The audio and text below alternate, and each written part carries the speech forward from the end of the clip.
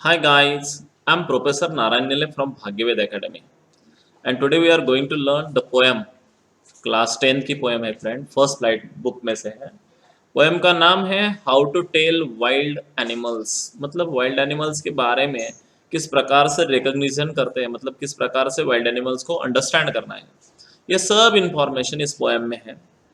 ये जो पोएम है ये फर्स्ट फ्लाइट में से लेके ली है, क्लास 10th की पोएम है और इंग्लिश सब्जेक्ट की है। Okay friend, we will start now. हाँ चलो, तो पहला है friend how to tell wild animals. हमें वाइल्ड एनिमल्स के बारे में किस प्रकार से बताना है। This is a humorous poem. ये जो पोएम है पहले मैं आपको बता देता, ये ह्यूमरस है। What is the word mean by humorous? मतलब कॉमेडी टाइप है, थोड़ा सा विनोद निर्माण होता है। Suggested some dangerous as to identify और टेल, मतलब यहाँ पे कौन से एनिमल से किस प्रकार से अंडरस्टैंड करना, तो ये सब यहाँ पे बताया गया है वाइल्ड एनिमल्स के बारे में। Read it aloud and keeping to the strong and regular rhythm. Friend ये जो पोएम है रेगुलर रिदम में हमको पढ़ना है। तो सबसे पहले मैं थोड़ा सा आपको पोएट के बारे में बताता हूँ। चलो पोएट के बारे में देखते। पोएट का नाम है फ्रेंड, क्या नाम है उसका? तो कैरोलिन वेल्स।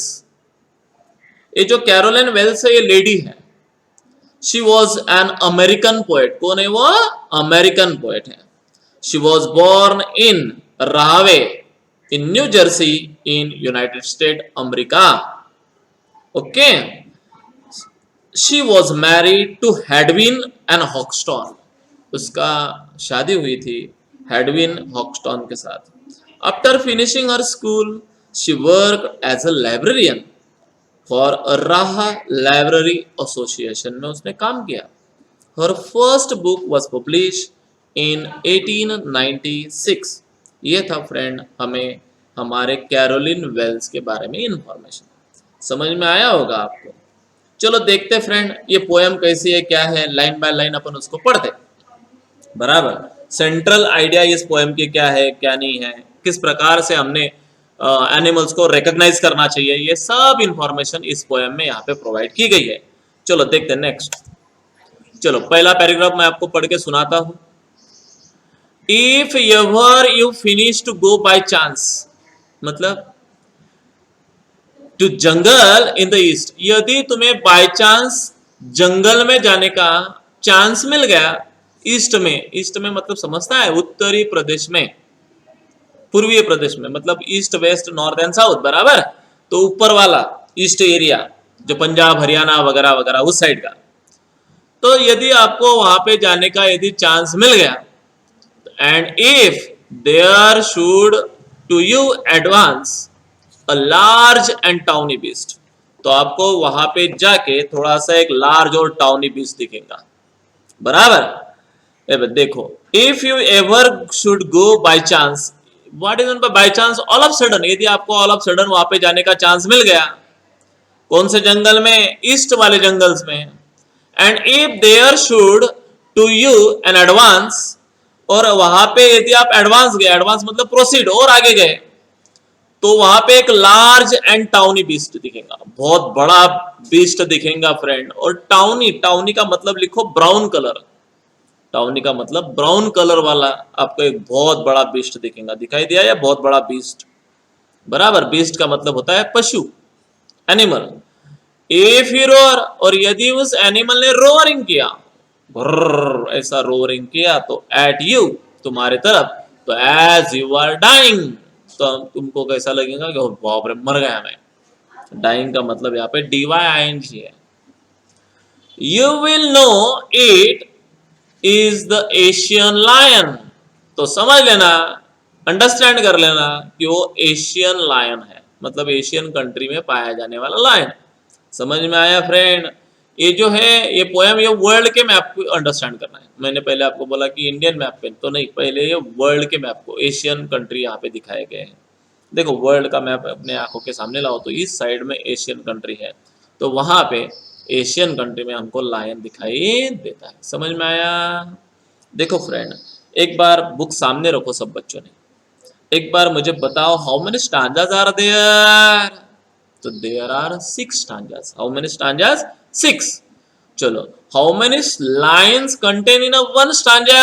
एवरी स्टांजा, हर एक स्टांजा में कितनी लाइन्स है ये भी बताओ. 6. समझ में आया फ्रेंड? हर स्टांजा में 6 लाइन और स्टांजे कितने हैं? 6. तो यहाँ पे राइमिंग वर्ड्स क्या है फ्रेंड? देखो एक जो वर्ड है, देखो एक बार, चांस, उसके नीचे अंडरलाइन करना और उसके आगे लिख लेना ए. क्या लिख देना? ए. ईस्ट अलग आया, नाम लिख देना बी. बराबर. फिर एडवांस, चांस सेम है, दैट्स वाई नाम आएगा ए. ईस्ट बीस्ट सेम है, दैट्स वाई नाम आएगा बी. डाइंग अलग ही नाम है, बराबर, तो ऑब्वियसली नाम आएगा सी. और लायन, डायन, लायन सेम प्रोनाउंसिएशन है, दैट्स वाई नाम आएगा सी. चलो, अभी ए बी सी सी, ये हमारी राइमिंग स्कीम हुई. क्या हुई? और एक बार बोलता, ए बी सी सी, यहाँ की क्या हो गई? राइमिंग स्कीम हो गई. समझ में आया सबको? तो ये हो गया मेरा पहला स्टांजा. देखो, हर स्टांजा में मैंने आपको बोला कि ये ह्यूमरस है थोड़ी सी. आपको जब इस साइड में जाओगे और यदि आगे गए तो आपको एक बहुत बड़ा ब्राउनी बीस्ट दिखेगा, आपके तरफ रोअरिंग करेगा. और अंडरस्टैंड करना, रोअरिंग क्या, तो ऐसा लगेगा मर मर गया. तो समझ लेना वो एशियन लायन है. बराबर, बिल्कुल, नो प्रॉब्लम. चलो, ये हो गया मेरा पहला स्टांजा. उसका पिक्चर भी देख लिया आप लोगों ने. चलो, उसको कुछ क्वेश्चंस मैं आपको पूछता हूँ रिगार्डिंग दिस. पहला वाला क्वेश्चन है, where is the Asian lion found? Asian lion कहां पे मिलता है? तो ऑब्वियसली उसका आंसर आपके सामने, इन द ईस्ट. बराबर, the jungle of the east. बराबर. पहले second line, how does the Asian lion look? तो ऑब्वियसली कैसा दिखता है वो? लार्ज एंड टाउनी बीस्ट, मतलब ब्राउनिस्ट. ओके, तीसरा question, how will you feel if he advance towards you? यदि आप आपके तरफ आ गया रोअरिंग करके तो आपको कैसा लगेगा? तो ऑब्वियसली यू आर डाइंग. कैसा लगेगा कि चलो मैं मर गया, वी वर डाइंग. लास्ट वाला question, what kind of animal will you encounter the jungle of the east? The Asian lion. चलो, समझ में आ गया सबको? देखो, मैंने क्या क्या बोला. पहली बात मैंने आपको बोला कि 6 स्टांजे है, 6 लाइन है. पहला स्टांजा लायन से रिलेटेड है. इस साइड में यदि तुम गए तो आपको एक ब्राउनी और बहुत बड़ा एक लायन दिखेगा और रोयर करेगा, तो अंडरस्टैंड करना हो एशियन लायन है. ओके, वहां की राइमिंग स्कीम भी मैंने बता दी, A B C C. Okay, चलो, उसके बाद में वहां पे एक फिगर ऑफ स्पीच है फ्रेंड. देखो, वहां पे एक फिगर ऑफ स्पीच है. यहाँ पे ये line, if he roars at you as you are dying. तो यहाँ पे जो यू वर्ड है फ्रेंड, ये रिपीटेड हुआ है, दैट्स व्हाई उसको बोलते हैं repetition. Why it is called a repetition? Figure of speech है, because here the you word is repeated for the sake of poetic effect. समझ में आया? नेक्स्ट, चलो दूसरा वाला देखते हैं. और इफ सम टाइम, और यदि आपको नहीं समझ में आया, और if some time when roaming around a noble wild beast greets you, एक बहुत बड़ा उदार बीस्ट आपके सामने आ जाएगा, उससे आपका एनकाउंटर होगा. with the black strips on the yellow ground, मतलब उसका नीचे का पार्ट येलो होगा और उसके ऊपर क्या होगे? ब्लैक स्ट्रिप्स होंगे, ऐसे लाइनिंग होंगे. मतलब कलर उसका होगा येलो, उस एनिमल का. देखो, बाघ, इमेजिनेशन करो, बाघ है, इमेजिनेशन किया, उसका कलर क्या होता है? येलो, उसके ऊपर ब्लैक क्या होते हैं? Strips. Just notice if he eats you, थोड़ा सा भी उसको नोटिस हो गया कि आप आए हो तो आपको 2 मिनट में आपके ऊपर छलांग मार के क्या कर देगा? खा जाएगा. दिस सिंपल रूल में हेल्प यू टू लर्न. ऐसा यदि आपको समझ में आया तो बिंदास समझ लेना. The Bengal tiger is discern. तो 100% कहाँ का टाइगर है? बंगाल टाइगर. मतलब बंगाल में क्या पाए जाते हैं? Ferocious tigers. ओके, समझ में आ गया? तो देखो जरा, लाइन नंबर 2 पे आ जाओ जरा. The noble wild beast greets you. यहाँ पे जो नोबल वर्ड दिया है, उदार, और उसी को दूसरा एक वर्ड दिया है वाइल्ड बीस्ट. मतलब क्या किया है? एक ही सेंटेंस में 2 अपोजिट आइडिया पुट की है. ऐसा यदि रहा तो उसको बोलते आयरनी. क्या बोलते उसको? आयरनी. तो यहाँ पे आयरनी यूज किया है. समझ में आया? Noble and wild, irony use किया है। आगे और आ जाओ, नंबर लाइन फर्स्ट वाली, रोमिंग राउंड, तो देखो रोमिंग का भी आर यहाँ पे है और राउंड की भी स्टार्टिंग आर से हुई है, तो मतलब यहाँ पे कौन सा फिगर ऑफ स्पीच है, मैंने नीचे बताया एलिटरेशन, सॉरी यहाँ पे नीचे मैंने बताया आयरनी, अभी यहाँ पे आर आर साउंड रिपीट हुआ है, तो obviously alliteration. Why it is called alliteration? Because R sound is repeated for the sake of poetic effect. एखादे जब लाइन में एखादा वर्ड बार बार क्या होता है, एखादा अल्फाबेट्स बार बार यदि यूज होता है तो उसको बोलते हैं अलिटरेशन। एक एग्जांपल बताता मैं मराठी का, काकूने काकाच्या कामाचे कागद कात्रीने कचा कापून काढले, कौन सा साउंड रिपीट हुआ है फ्रेंड यहाँ पे, क, तो ये एलिटरेशन हुआ, तो यहाँ पे आर हुआ है तो एलिटरेशन हुआ। समझ में आ गया ये भी? क्या समझ में दिया है यहाँ पे? यदि तुम जंगल में यदि गए तो आपको एक नोबल और बहुत बड़ा एक एनिमल दिखेगा, आपके साथ उसकी मिडभेड़ होगी, वो येलो कलर का होगा, उसके ऊपर ब्लैक क्या होंगे, स्ट्रिप्स होंगे, तो बिंदास यदि उसको समझ में आ गए, तुम आ गए, तो आपको 2 मिनट में खा जाएगा।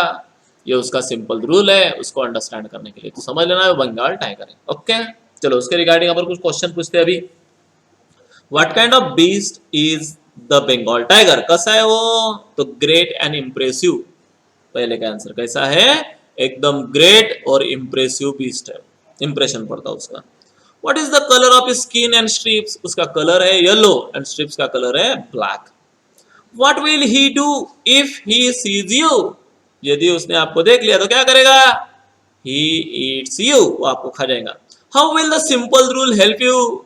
ये सिंपल रूल में हेल्प करता है, that you learn that the Bengal tiger is discover, मतलब 100% यहाँ पे कौन है, बंगाल टाइगर है। ओके, समझ में आ गया।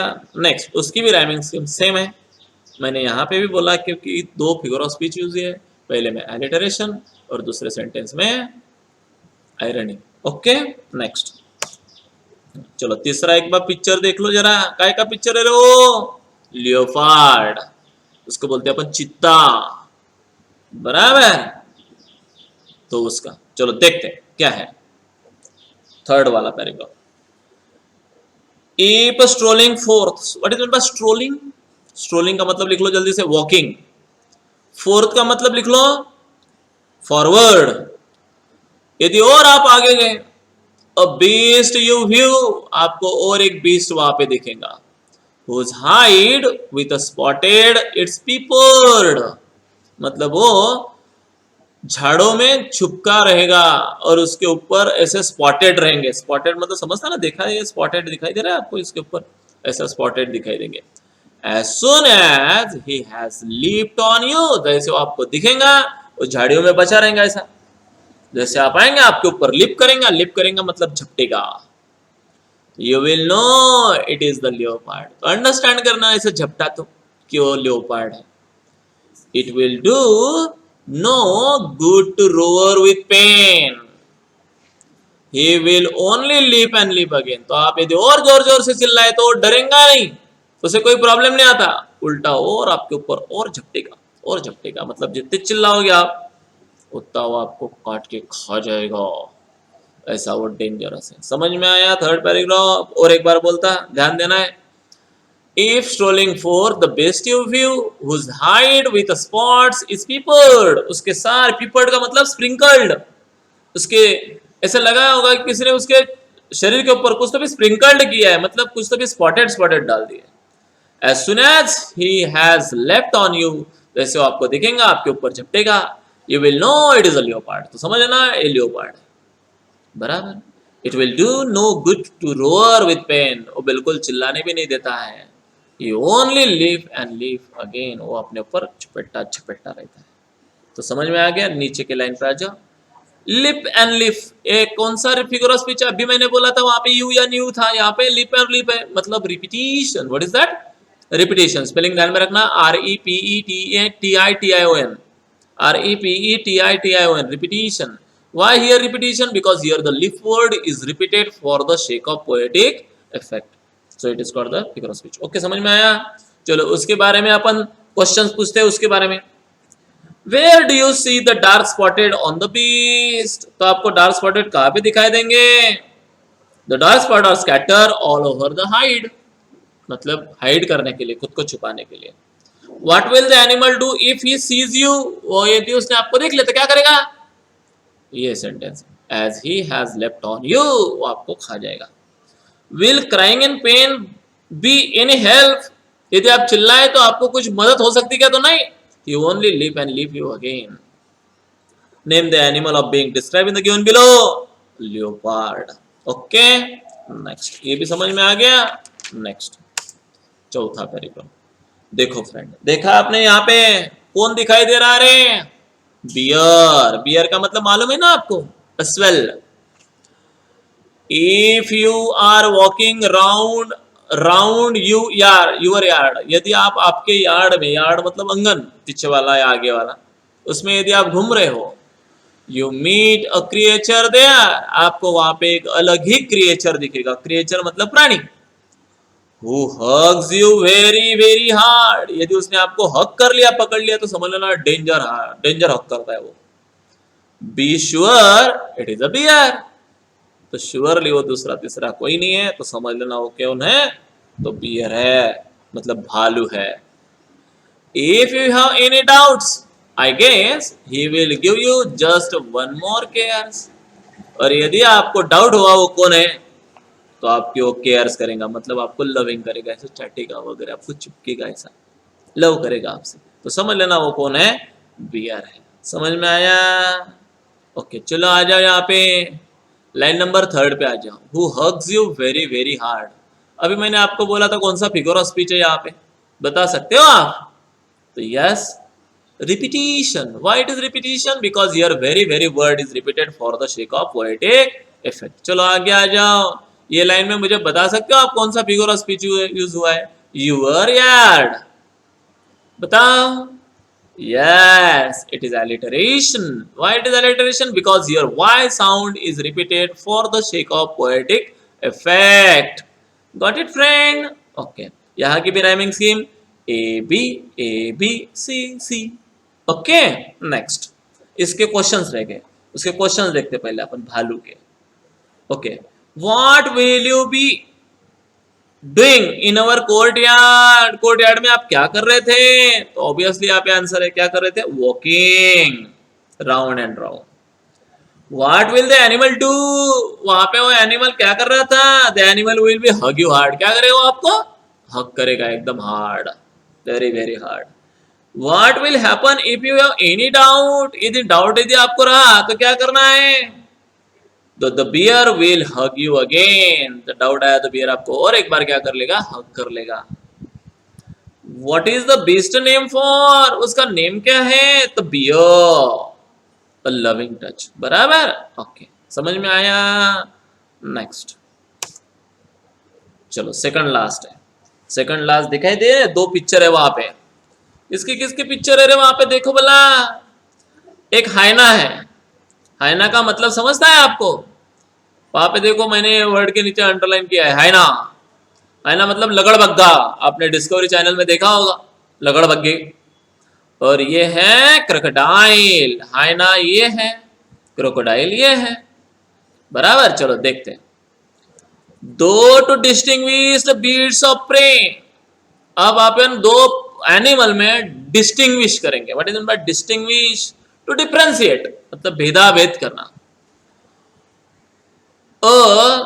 Novice might nonplus, what is novice? मतलब बिगिनर।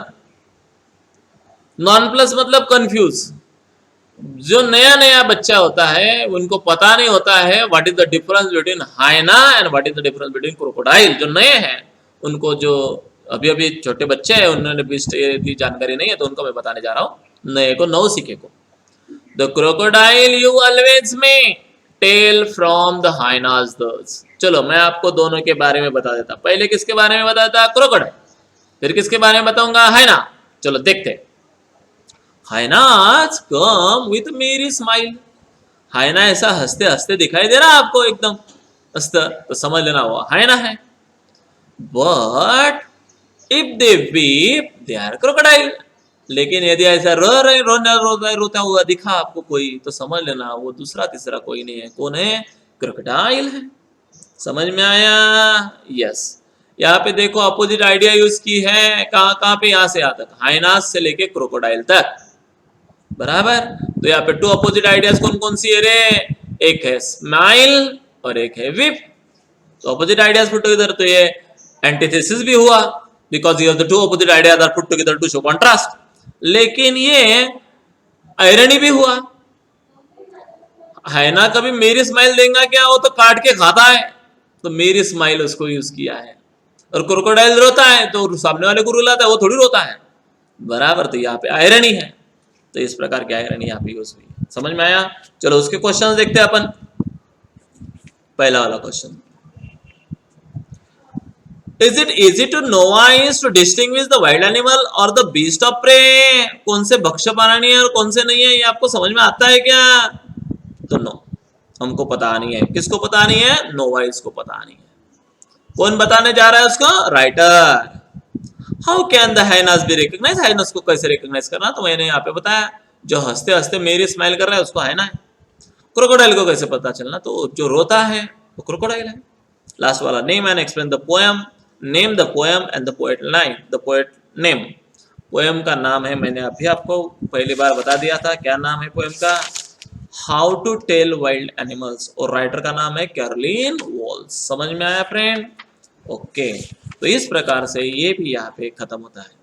ओके, समझ में आया इस पैराग्राफ में नौसिके को किस प्रकार से अंडरस्टैंड करना चाहिए, तो यस, इस प्रकार से उसको अंडरस्टैंड करना चाहिए।